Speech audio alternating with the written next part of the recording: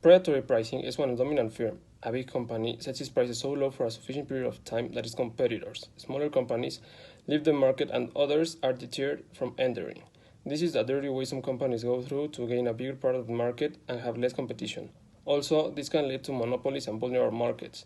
This is an example of the initial market situation graphic without predatory pricing and the way the market should be. We can clearly see the equilibrium, the demand, and the supply based on the quantity and price. When the competitors enter to the market, the company that is going to use predatory pricing reduces its prices by increasing supply. This cannot allow the new competitors to compete. As is shown in the graph, the supply line moved to the right over the demand line, and the line that represents this is S+. Also, the quantity increased because the good is not very scarce. Here, the client is benefit because of the competition. Finally, when the competitors leave the market since the price of the other company is very low, here the one actor decreases supply and has the opportunity to raise prices. Also, this is not a rule. Normally, the actors do this. In the graph, the supply lines move to the left over the demand line, and you can see it in S-. The predatory price policy is more effective with an inelastic demand due to the fact that once the company managed to displace the market from the competition by being less competitors, will now be able to raise the prices, and because this market has an inelastic demand, the consumers will not be able to look for substitute goods.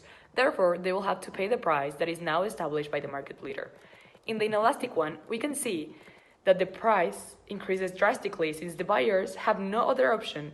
They are forced to buy from that supplier. In the elastic one, we can see that the price does not change much, since if it increases dramatically, consumers can change to another provider.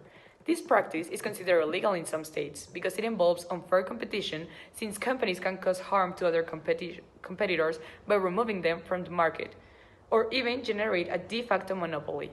In the long run, the price will return to its original equilibrium, and in some cases, the new prices might be higher than the ones in the past. Predatory pricing is considered an illegal practice because of the fact that monopolistic practices are related. It is explained in Article 55.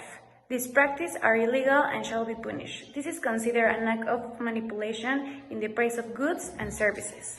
A competitive price reduction strategy becomes predatory prices when the predator sets prices unprofitably low, often below the cost of production, and competitors must choose between absorbing financial loss that they can afford and eventually driving out of business. However, there is a comparison between dumping and predatory pricing that establishes that dumping refers to exported goods that are sold below the domestic cost in the exporting country in order to drive a competing foreign industry out of business.